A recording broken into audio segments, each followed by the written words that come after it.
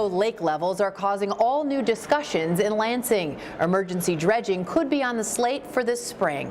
Hello everyone, and thanks for joining us. I'm Laurel Hess and this is Comcast Newsmakers, joining you on location from the state capitol. Joining me now is Representative Pscholka, a Republican from the 79th district. Thank you so much for joining us. Well, thank you. It's great to be with you again. And this is a very important topic because for all of our shoreline communities, but all of our communities in Michigan are impacted by our ports and by our harbors. That's part of our infrastructure. And when you think about it, it is so much cheaper to move a ton of freight by a Great Lakes freighter, about 10 times cheaper than it would be to move by a semi-truck that's tearing up our roads, by the way, and 3 times cheaper by a rail car.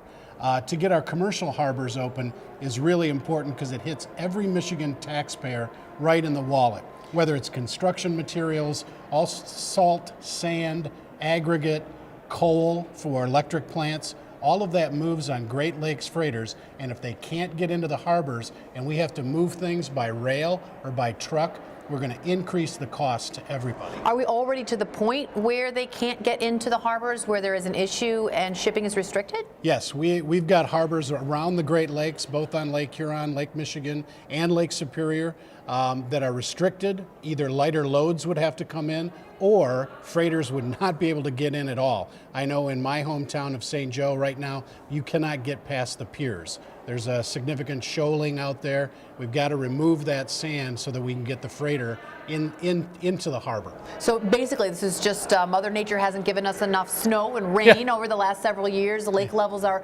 historically low, and dredging needs to begin. And so the state can't just automatically do that. You're trying to pass some bills and legislate that to happen? We are. We're looking to have a supplemental bill passed. A lot of us talked to the governor about this, and I was very pleased that the governor included in his State of the State message.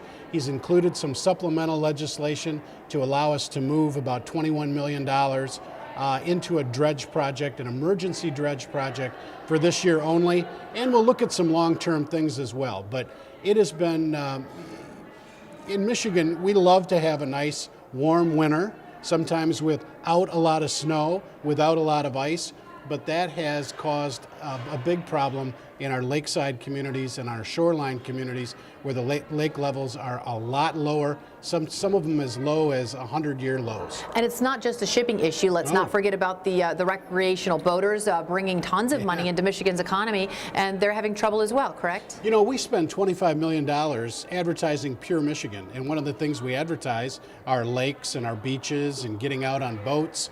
And recreational boating is about a $4 billion a year industry in Michigan.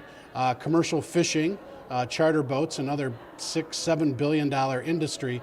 These are huge tourism dollars. Folks come into our communities. They spend a lot of money. Just in my little town of St. Joseph, it's estimated that recreational boating in one summer will bring in about $40 million of economic impact. Wow. Very quickly, I know dredging is a short-term solution. Now, what do we do long-term to fix the problem? I think we need to come up with some revenue streams, whether it be tax increment financing or some other ways that we can at least have these emergency funds set aside so that when we do have issues like this, we can address them locally. Okay, thank you so much for joining us. Thank you. Today's Comcast Newsmaker was Representative Pscholka, a Republican from the 79th district.